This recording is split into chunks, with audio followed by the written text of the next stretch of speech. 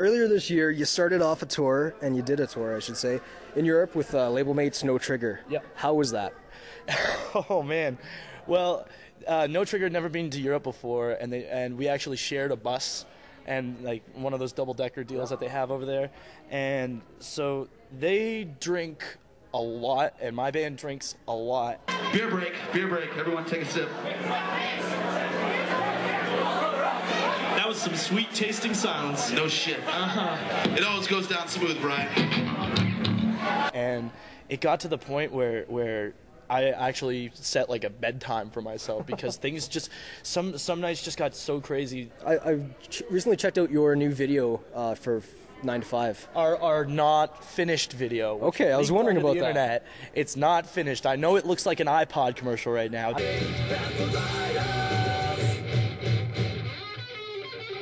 Didn't want to bring that up. No. The finished product, it looks very much less iPod-ish. So, was it leaked on purpose, or was it somebody... No. Well, the guy who filmed it, Ben, he's our buddy from Manchester, and he's also working on material for a DVD, and so he follows us around. He's ridden on the bus with us when we were in the UK, and he's captured, some pretty crazy shit go down. Some stuff that you have to pay him not to put into it. No. Awkward. No. It wasn't leaked on purpose. It was just put up on the net for us to look at, and I'm sure some other people maybe look into his site too. The dangers of the internet. I think there was a link on his site that could go to it. Yeah. And that was sort of how that all came together.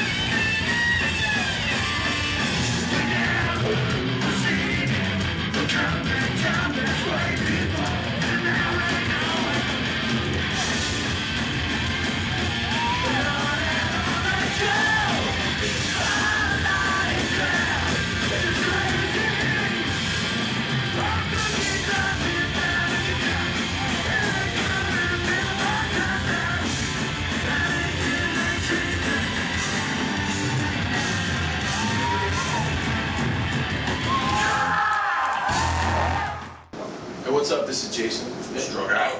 And this is Jordan from the same. From where?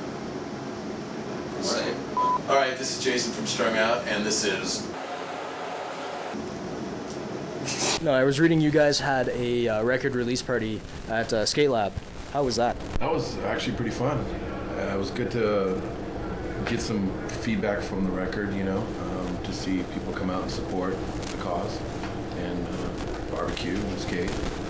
Yeah, and our good friend Scott Rudensky and Todd Huber, you know, let us use the park, and that was awesome, you know, that they hooked it up, and it was just a cool environment. You know, we ended up playing, or I didn't really, but the rest of the guys ended up playing acoustic in the bowl, and like everyone surrounded the big bowl, and like a bunch of kids got inside the bowl, and they played acoustic, and it wasn't mic'd or nothing, and all the kids were singing at the top of their lungs. It was like a pretty cool setting, being in the skate park like that. Your new album, it's a little bit more political. How do you feel about the state of I can't just say the American government, but sort of the mindset politically around the world? Well, I kind of apologize for that because it's gotten to a point where like over the last couple of years, it's all that, you know, it's hard not to be affected by it. And people always say, you know, about being too political or writing about current events or topical songwriting, that it dates you, it dates the record, and it's exactly what I wanted. I wanted to be affected by it and get it out of my system so I can move on, you know. It's cathartic, and Yeah. if you're not responding to the situation around you, then you're just kind of meeking your way through, right? Yeah, what's the point of doing this if you're not going to let your environment and the things around you affect you and influence what you do, you know? And I hope that something else will come along, some new, something, I don't know.